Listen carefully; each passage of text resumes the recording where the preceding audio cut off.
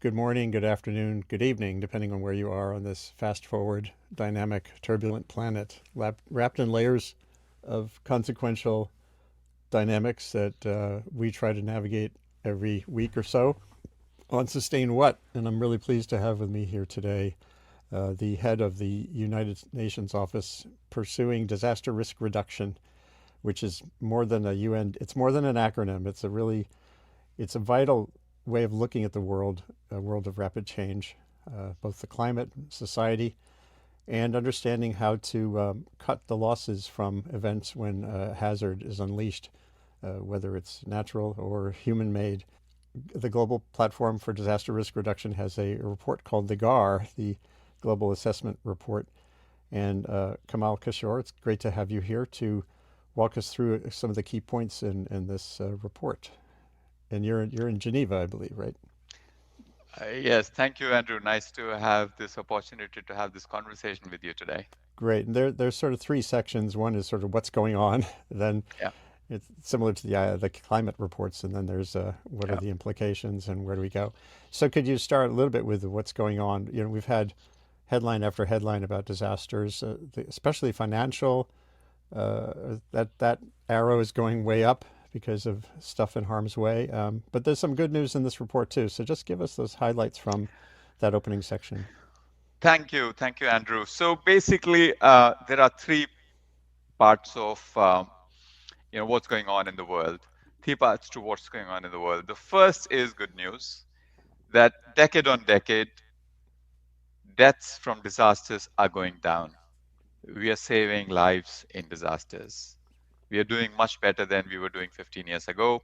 For example, if you live in a cyclone, hurricane, or typhoon prone area, the risk of dying from a cyclone now is a third of what it was 15 years ago. But in Amazing. the same breath, I must say that we cannot be complacent about this. In many parts of the world, mortality risk is not going down sufficiently. Particularly, mortality risk from certain hazards, such as earthquakes, is still pretty high. So, we have a lot more to do on reducing the risk of death from disasters, although we've had achievements in the last 10 to 15 years. Now, the second thing is that while fewer people are dying from disasters, many more people are getting affected by disasters, whether you look at that in absolute number or you normalize that by population, meaning more people are losing their houses, losing their livelihoods, losing infrastructure services in their communities, and having all kinds of secondary impacts of disasters. So that's not good news. More people getting affected by disasters. The third point is that the economic losses at all levels seem to be increasing exponentially. If you look at direct impact of disasters, meaning if there's a bridge which has been collapsed, so its replacement cost, but also indirect cost. In this particular example, how the collapse of the bridge restricts the local economy, people don't have access to market, and hence they lose their income. If you take all of that into account, the losses across the world could be up to $1 trillion a year, which is a significant proportion of the global economy. These losses are not spread evenly. For some countries, such as small island developing states, these could represent a significant proportion of their GDP. In Just to give you an example, in Vanuatu, there was an earthquake in December last year. In a single event, they lost $200 million. The size of the economy is 1 billion, so 20% of GDP is lost in just one event. And that's not the worst disaster that small island developing states have seen in the last few years. So that's again not good. We are not making progress in reducing economic losses from disasters. So one good news and two not good news. And Reduction uh, reduction in mortality, more people affected, more economic losses. and you mentioned something that's important for people to understand too. I think we think of a disaster as the event and then buildings collapse, and you add that up and you have money. But there's a long shadow as well that isn't captured in year to year statistics. Just briefly talk about that. This aspect of disasters is really important. I think the metaphor you use, Andrew, long shadow, is really a very apt one. What happens after a disaster in the immediate aftermath is just one part of the effect you've seen. You know, the cascading impacts ripple across multiple sectors, across geographies, and across different strata of society. Just to give you one example, if you have a power system or a power distribution system which is collapsed, it will, and it doesn't come back up for 2 weeks, it will affect telecom. If telecom system doesn't work, then much of the communication goes down, which means ATM machines, for example, don't work. If ATM machines don't work, people don't have access to their own cash, then the markets don't work. And of course, you can see similar kind of rippling across from power to telecom to functioning of hospitals or functioning of schools, and Schools, all for of sure. that Right. has an economic dimension too, and there is a huge social impact accompanied by that economic impact. So, and I thought it's worth, before we get into sort of the parts B and C, talking about something that I've found as a journalist incredibly helpful to understand what we think of as a disaster, which is to break it into the pieces that turn a hazard, whether it's fire, flood, earthquake, or the like, into a loss, into those impacts we were just describing. And there's a formula that the people in your world know by heart that most of us, I think, don't know. Most journalists, including me, at least up until about 10 years ago, really missed this because we get so focused on the event, right? And risk climate. Here's a card I kind of created for climate risk, which is one form of the risk, and the risk is a function of hazard, exposure, and vulnerability. The hazard is the natural or unnatural thing. The the exposure is how many people and how much stuff, and the vulnerability is a really big part of the both problem and the solution. So just maybe quickly walk through. I wish I could hand this card out to people on the street sometimes. Exactly, Andrew. This is a good representation. So let's take the example of an earthquake. Of course, earthquake, how big an earthquake is on in terms of its magnitude is very important. But what turns that earthquake, a geophysical phenomena, into a disaster is how many people are living in that earthquake-prone area. How many factories are there? How many other social enterprises are in that area? How much infrastructure is in that space? So that is what we term as exposure. If there is no one there in an earthquake prone area, you have zero exposure, and hence the earthquake is just a geophysical phenomena. It doesn't cause any loss, so it is not a disaster. So that's the exposure part. But you could have buildings, you could have people, but they may be fully aware. They may have built their houses according to seismic safety codes, and the earth shakes, but the buildings don't collapse because they have reduced their vulnerability. They have been built to standard. And, despite the fact that there's a big hazard, there's a lot of exposure, but because you've invested in reducing vulnerability, the impact is very low. So it's really important to look at all of these three things. Of course, the hazard is important, but human actions, most of the times, determine what is our exposure, meaning who lives there and why they live there. Sometimes people do not have a choice. For example, poor communities are often forced to live in floodplains because that's where they can afford land, because the other parts of the city are not affordable to them. They are sort of the socioeconomic forces push them into the floodplains. And then, of course, vulnerability, because of lack of awareness or lack of regulation, lack of local governance of risk, all of these factors develop vulnerability. So it's really important to have this full understanding and not always focus just on the hazard. Bingo. And I'm showing you must know too the work of Ben Wisner and others from way back, like the 70s, Yes, who built yes, this pressure model, which is sort of like the pressure is building and societal pressure, other dynamics, and then the event exactly. happens. The hazard is Yes, just part of it. that's right. But of course, there's the release model, which is this. This is the whole DRR. It's the Yeah, DRR part, and that once you do this sort of dissection of the dynamics, then you have this whole menu of possibilities kind of to exactly. work on. Well, I appreciate your helping to get people to understand, people at every level to understand the needs that are both the problems that are out there and the solutions. And as you said, we're making lots of progress on the mortality part, but not so much on the other parts.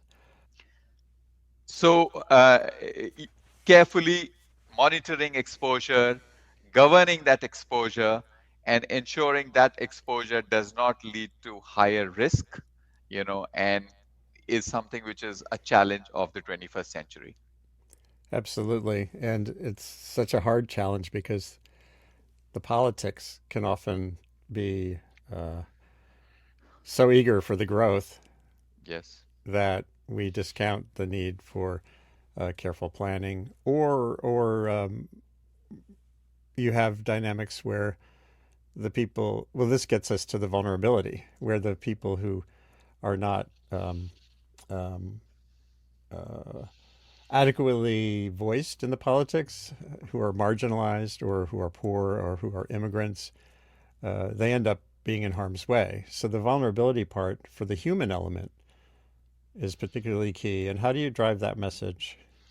Oh, absolutely. So in some cases, exposure may be high to a hazard, but you have done things to reduce your vulnerability. So, for example, if you're living in a typhoon or a hurricane-prone area, you may set up a you know business facility there or a production facility there, but in 21st century we know how to make these structures resilient so that when there is a wind speed of 180 kilometers per hour, the roofs don't get blown away. We know how to set up power transmission systems, power distribution systems that are resilient to strong winds.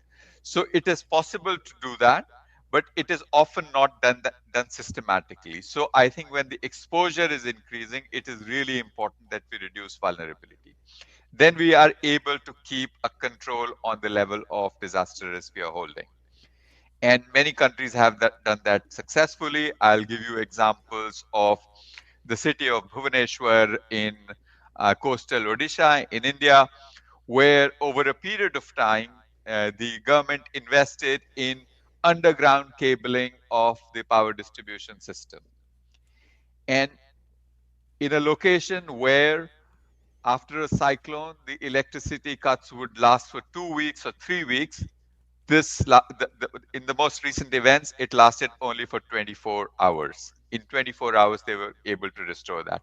Now calculate the indirect benefit of avoiding that 3 weeks of disruption in power supply to production systems, to social services, in education and health and all of that. And I reckon that the extra investment that you make in making your power systems resilient to hurricanes in this particular case pays for itself in just a few events, and then some more. But that forward planning, looking at infrastructure costs over their life cycle, so you make upfront investment in risk reduction, often doesn't happen.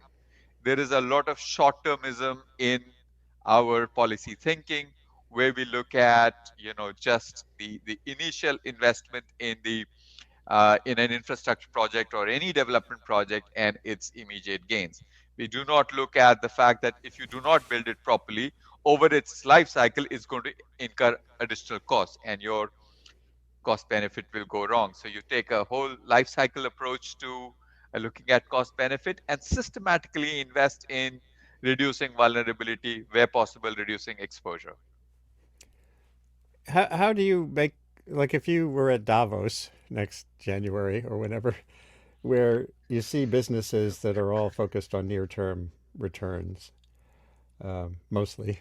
Um, how do you make that compelling argument when their board of trustees are all about the near term?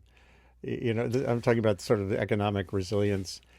I don't know how many times I've written one of those phrases, like a dollar invested before a disaster is worth 10 after, you know, but how does that, and then nothing happens. So how do you make that, how do you make that Yeah. pitch? I think it's a challenge, but my argument in favor of investing in resilience for businesses is now in the 21st century, given that we live in an interconnected world where the global economy is so complex and interconnected. I have three arguments to make. My first argument is that the past is no longer a good guide for the future. What we will see, what we are likely to see in future is going to be much worse than what we've seen in the past. So let's not rest easy that, you know, a cyclone of this kind will never happen or it will happen rarely. So, you know, already in many parts of the world, as the report shows, the global assessment report, that what was earlier termed a 1 in 100 year cyclone is twice as likely now, which means the risk that you're holding, actually, if you quantify that risk has suddenly doubled at the same level of exposure and vulnerability. So I think it's really, what I would say is that for many businesses, this is really becoming an existential thing. These are, as one of the advisors of the report says, these are hidden disaster risks.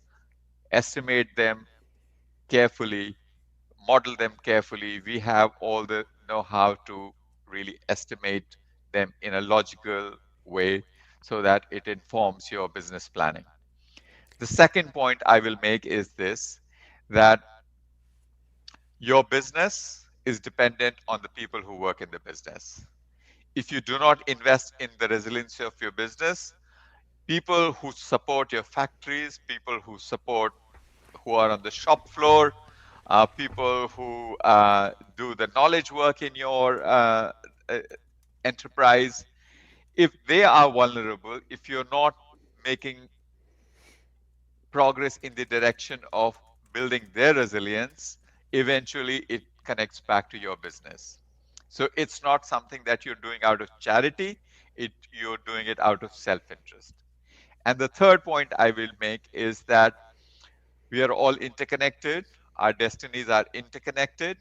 I will remind them of 2011 floods in Thailand, in Bangkok, where the floodplains around Bangkok that used to be wetlands and that were actually natural facilities for holding extra water in extreme rainfall years.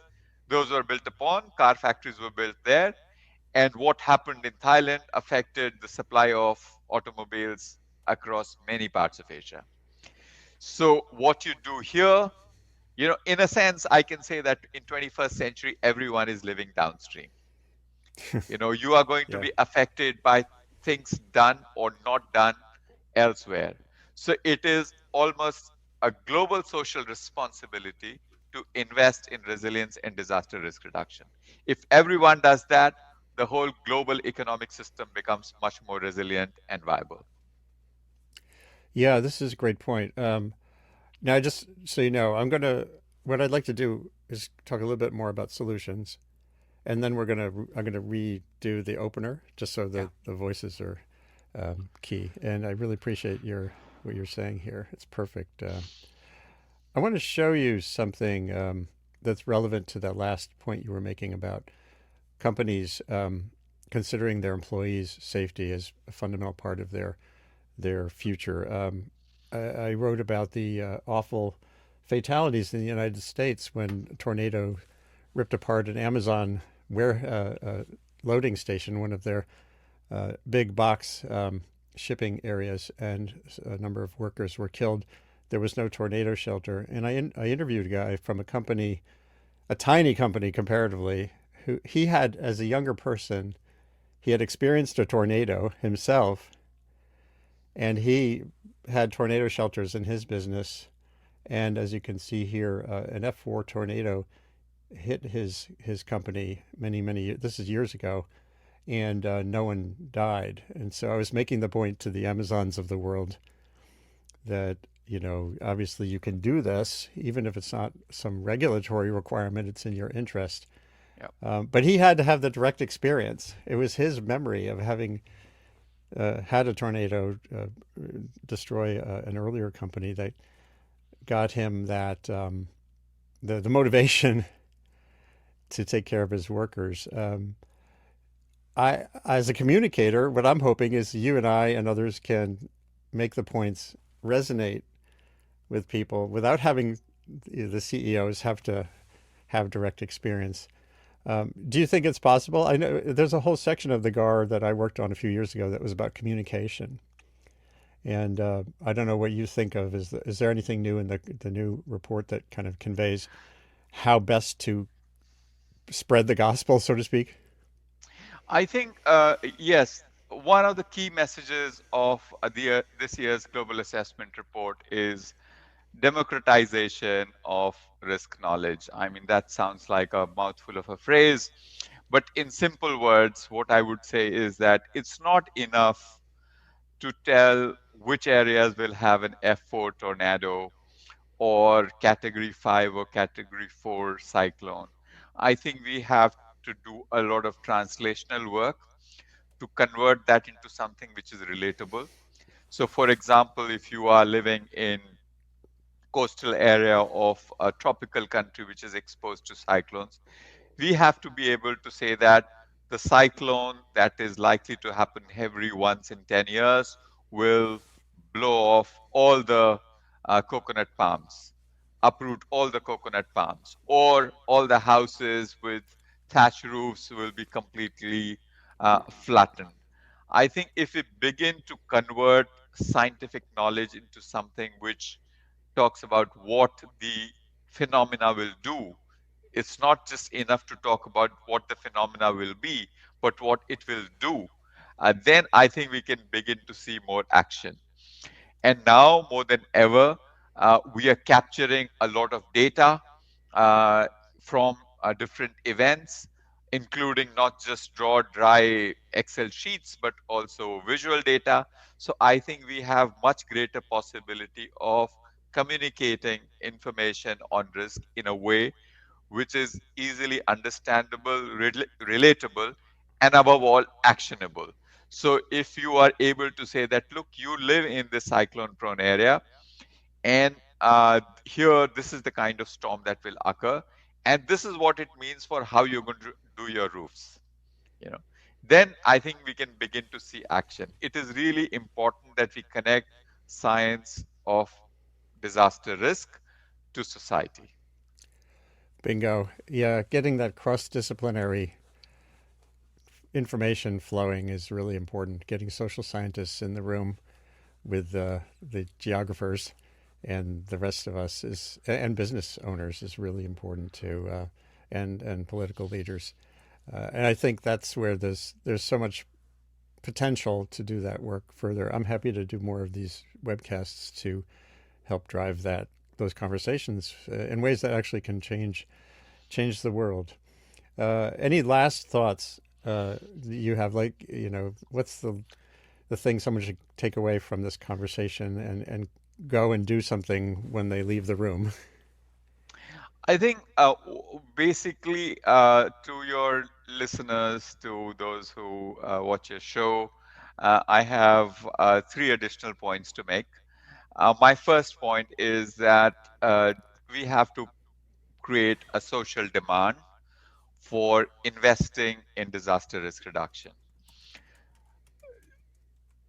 General public, citizens of different countries, they need to ask of their local governments, their state governments, their national governments to invest in disaster risk reduction. Just as you invest in education or health or infrastructure, you have to invest in disaster risk reduction. Broadly, this has two elements. One is where the risk is already there, you already have exposure, you already have vulnerability. You need money to reduce that vulnerability. There has to be programs for us to be able to retrofit houses, schools, hospitals in earthquake prone areas, similarly strengthen roofs in cyclone prone areas. So that's one part. The second is that all the new development should be informed by an understanding of risk and analysis of risk, not just as the risk is now, but also out into the future. Because as I said earlier, past is no longer a good guide for the future. So it's really important that as citizens, we demand our governments to do more on disaster risk reduction, put more money. The second thing is that it is really important that we accelerate progress on coming up with different kinds of risk transfer mechanisms. In many parts of the world, we've seen that risk transfer mechanisms are not working. Insurance companies are pulling out because the levels of risk have really gone up. I don't think we can give up on this. It is really important that the work on insurance and work on reducing risk. Insurance is basically spreading the risk, and risk reduction is reducing the risk. They really, both these conversations need to be had hand in hand. That's my second message. The third is that we have to continue to make a very strong business case. You said a few minutes ago that you invest $1 and you get four in return. I would say that in most cases that's a conservative estimate. The benefits are even higher if you look at all the indirect indirect benefits and co-benefits. So and co-benefits which come not just in economic terms, but in terms of social, human flourishing. So I think that business case, of course, it has been made, but we are not done yet. We have to continue to make that case. So I think these are my three messages. Continue, make a demand for investment in disaster risk reduction. Innovate in the insurance space hand in hand with risk reduction, and finally, really continue to make a business case. That first point, the point about the demand, is something that there's a disaster risk uh, professor here in the United States, Samantha Montano, who she has created a campaign sort of for what she calls disaster justice, Yeah, which is very much about what you were talking about communities realizing that this is a dynamic that can be yeah, changed, that it's yes, not fate or anything else, and that yeah, there's responsibility. But if society is not making that case, then there's not the pressure for political or business leaders to change. So that's really important point. The one I might offer one last one, and I'm sure it's in the GAR, it's in the report somewhere, which is about the personal opportunity anyone in a community has to look around your community for sources of vulnerability or to identify who is vulnerable. A great researcher here, also University of Washington's Christy Ebi, has said to me, for example, no one needs to die in a heat wave.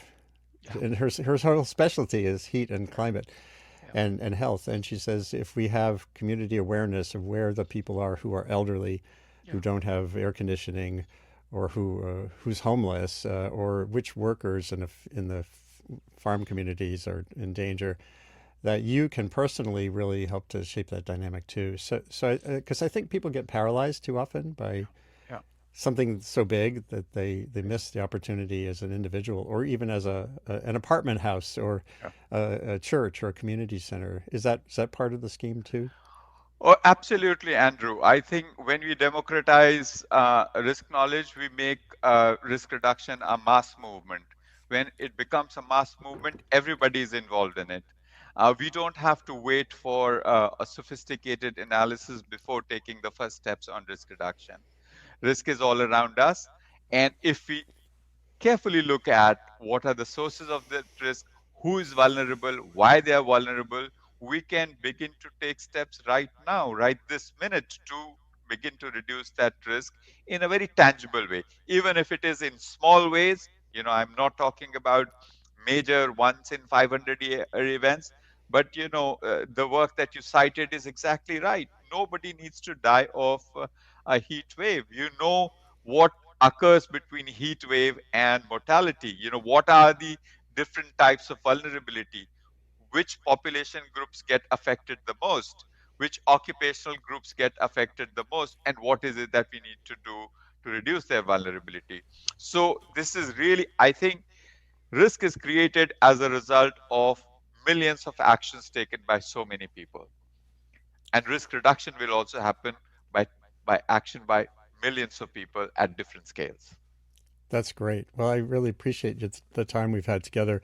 Kamal Kishore, who's the special representative of the UN Secretary General for Disaster Risk and runs the UNDRR. It's, acronyms suck, but disaster risk reduction is something, when you see it, you understand it. And when you see the forces that intensify losses from an event, losses that were avoidable, then you know what it is too, and we all know through this kind of report and the work you can do everywhere to how to make progress. Thanks for being on Sustain What.